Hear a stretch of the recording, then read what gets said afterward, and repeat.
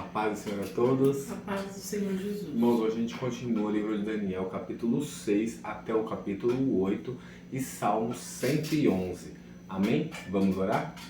Senhor Deus, meu Pai, te agradecemos mais uma vez de poder meditar na Tua Palavra. Tome Tuas mãos nas nossas vidas, Senhor. Esteja conosco, Pai, todos os dias, Senhor, para que a gente nunca se despeça, nunca se desvie dos Teus caminhos, Pai, em nome de Jesus. Amém. Irmãos, capítulo 7, a partir do 9, o texto diz assim: a visão de Deus. Continuei olhando até que foram postos uns tronos, e o ancião de dia se assentou. Sua roupa era branca como a neve, e os cabelos da cabeça eram como a lã pura. E o seu trono eram chamas de fogo, e as rodas do trono eram fogo ardente. Um rio de fogo manava e saía de diante dele. Milhares de milhares o serviam, e milhões de milhões estavam diante dele. Foi instalada a sessão do tribunal e foram abertos os livros. Continuei olhando, por causa do som das palavras arrogantes que o chifre proferia. Fiquei olhando e vi que o animal foi morto, e o seu corpo foi destruído, e entregue para ser queimado. Quanto aos outros animais, foi-lhes tirado o domínio, mas foi-lhes dada prolongação de vida por um prazo e um tempo. 13. Eu estava olhando nas minhas visões da noite, e eis que vinha com as nuvens do céu alguém como o filho do homem. Ele se dirigiu ao ancião de dias, e o fizeram chegar até ele. Foi-lhe dado o domínio, a glória e o reino, para que as pessoas de todos os povos, nações e línguas o servissem. O seu domínio é domínio eterno, que não passará, e o seu reino jamais será destruído. A questão é que Daniel, nessa visão, vem falando de Jesus, né? O seu reino será um reino eterno e jamais será destruído. Só Jesus, certo?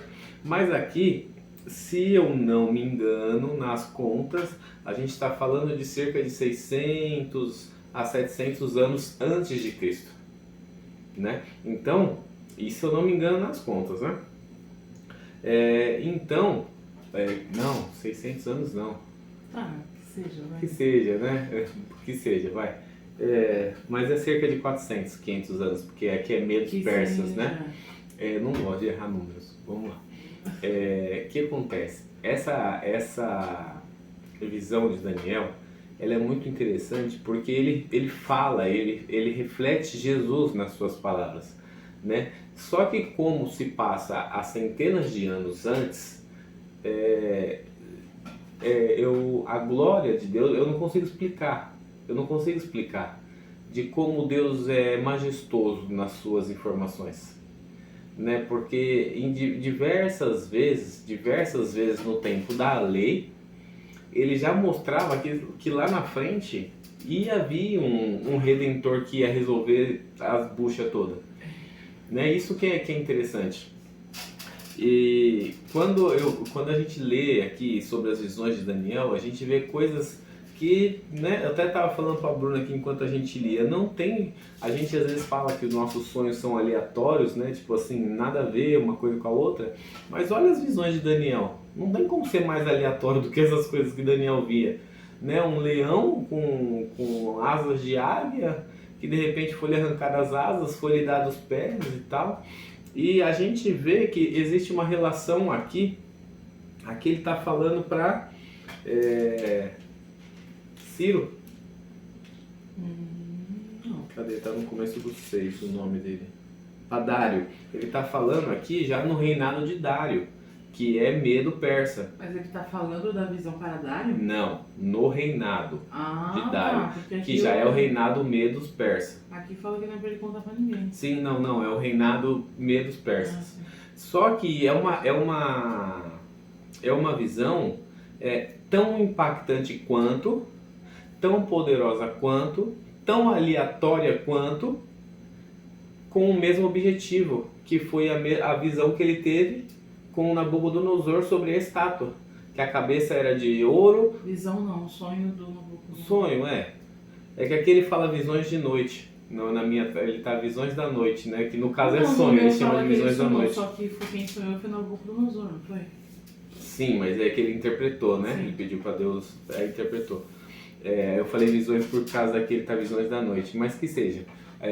A revelação, vamos colocar assim, né? A revelação de Daniel e no reinado da Babilônia foi parecida, foi aleatória, né? Uma estátua. Quem vai adivinhar que uma estátua significava os reinos todos? Só Daniel mesmo para receber essas revelações malucas. Só que com o mesmo objetivo, né? Então ali ele dita os 4 reinos. E ele fala que no final Jesus vai vir, vai ser uma pedra cortada sem ajuda de mãos humanas. É verdade. Né? E vai reinar, é uma terra, uma montanha que vai cobrir toda a terra e vai reinar para sempre. Aqui é a mesma coisa. E aqui ele fala que, cadê? 4... Ele fala dos animais, né? Ele fala dos animais e no final ele fala que foi-lhe dado alguém como filho do homem, né? Porque parecia homem, né? O que eles dizem que o filho do homem é porque parecia homem. Se dirigiu ao ancião de dias e fizera chegar até ele. Foi-lhe dado domínio, a glória e o reino, para que todas as pessoas de todos os povos, nações e línguas o servissem. Então aqui também, além de falar de Jesus numa visão, numa revelação completamente aleatória, né, ele também fala que Jesus também veio para os gentios. Né? Então no tempo de Jesus, por exemplo, a gente vê os fariseus questionando, discutindo, porque são exclusivistas, porque não vão falar para fora, né? Nem os 12 apóstolos vão pregar para os gentios, eles se escandalizam quando vê ele falando com a samaritana, né? Os fariseus se escandalizam quando vê ele falando com os pecadores ou os cobradores de impostos, e aí ele chama Paulo, né, para ir pregar para Roma, Itália. E se você tira desse versículo que fala recebeu autoridade com soberania para que todos os povos, nações e raças, línguas lhe obedecessem? Porque aqui ele já fala, vamos arredondar, 500 anos atrás ele já fala que Jesus veio para todos, que não é só exclusivo dele, né, de Jerusalém ali, do povo de Judá, dos judeus, né, aqui já fala que não é só para Israel, já vai vir para todos, né? Isso que eu acho tão interessante, porque o tempo todo no Antigo Testamento aponta para Jesus. O Antigo Testamento inteiro aponta para Jesus. Se a gente for prestar atenção em todas as revelações, todas as coisas, né, o tempo todo se aponta para Jesus. Então os profetas falavam, Davi falava, né, e até para vocês verem como é interessante. Tem uma, se eu não me engano, a passagem mais citada, a passagem do Antigo Testamento mais citada no Novo Testamento é o questionamento dele ser chamado filho de Davi, e dentro desse contexto eles questionam assim, falam, mas como ele é o Messias, como ele vai ser o nosso Salvador? Se Davi, como é que ele pode ser filho do Davi e ser o Salvador, se lá atrás Davi falava o Senhor do meu Senhor, né? Então ele tipo assim, Davi também profetizava sobre Jesus, também falava sobre Jesus, falava que ele era o Senhor do Senhor, né? Tipo o Senhor dele, que era o rei, e ao mesmo tempo ele é da linhagem de Judá, que é da linhagem de Davi, e ele de uma forma simples, dizer que como Davi, um coração segundo de Deus, porque ele é o próprio Deus. Então, se a gente for juntando as quebra-cabeças, a gente às vezes vai falar, poxa, que loucura, por que não entenderam, por que não ouviram, por que não aceitaram Jesus? O tempo todo no Antigo Testamento, falar, não sabiam, mentira, sabiam sim, eles se fazem, eles não querem ouvir, mas é o que continua acontecendo hoje. As pessoas não querem ouvir, não querem saber, né? Diversas vezes, hoje eu estava numa visita no cliente, e aí eu não sei o que foi que o cliente era um mercadinho, né? E o dono do mercadinho estava falando comigo, estava no caixa. A pessoa que estava do lado de fora falando com ele, eu não sei o que foi que ele falou, que eu não prestei atenção, que eu ouvi ela dizer, credo, o sangue do Cordeiro tem poder. Eu olhei assim e falei, poxa, né? Tipo, em todo lugar todos conhecem, mas nem todos aceitam.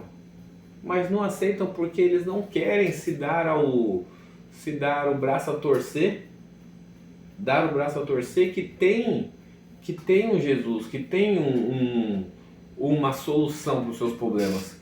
Né? O povo do mundo, o ímpio, ele tem um problema para cada solução. É mais ou menos isso. Ele tem um problema para cada solução. E para o cristão, para o crente, não fica muito atrás. Né? Esses dias eu ouvi um pregador falando sobre os devotos de outras religiões. Né? E eu vou usar mais uma vez o exemplo dos católicos. A gente tem uma certa data do ano, que eu não lembro qual que é, que se a gente pegar a rodovia Presidente Dutra sentido Nossa Senhora de Aparecida, a gente vê os romeiros andando, o pessoal peregrinando, andando, e são, sei lá, 100 e tantos quilômetros daqui de onde a gente está até a catedral, né, de Nossa Senhora de Aparecida. E eles vão andando e tal, e às vezes passa até na reportagem: está fazendo o que aqui? Estou pagando uma promessa que Nossa Senhora da Aparecida me deu e tal. Só que quando a pessoa se converte, ela aceita Jesus, ela começa a fazer as coisas de qualquer jeito. Ela acha que a liberdade de Cristo é ela fazer as coisas de qualquer jeito. Mas Paulo, ele instrui, ele dá todas as nossas instruções. E ele fala que nós não somos mais escravos do pecado, porém nós somos escravos de Cristo. Mas nossa, que maldade é essa? Chamar vocês de escravos, chamar nós de escravos? Não é maldade. É querer servir com amor a Cristo, fazer com Cristo a sua vontade. Né? Ser servo, servir mesmo a Cristo a toda a sua vontade. É por isso, um dos motivos de Jesus ser chamado Jesus filho de Davi, porque Davi era segundo o coração de Deus, e Jesus era segundo o coração de Deus, e Ele quer que nós sejamos segundo o coração dEle, fazemos a vontade dEle. É essa a ideia, é essa a conjuntura das coisas. Mas às vezes nós não queremos, não fazemos, não nos dedicamos, né? Conhecemos e não queremos enxergar, né? O próprio Jesus fala lá na frente, quando ele está pregando os evangelhos, eu não lembro aonde, que ele vai dizer assim: tem olhos, mas não enxergam, tem ouvidos, mas não ouvem, né? Então, tipo assim, vocês sabem que está lá, mas se fazem de besta. Não tem a coragem de olhar e falar assim: poxa, eu acho que eu errei até aqui, é melhor eu me consertar. Não, né, se tornam fariseus. E hoje nós temos fariseus modernos, porque olham e não querem ver, né? Eles ouvem e não querem ouvir. Eles têm ouvidos, mas não querem ouvir. Infelizmente. Quer acrescentar alguma coisa? Não? Então acho que por hoje é só, né? Acho que eu até falei demais, como sempre. Mas não deixe de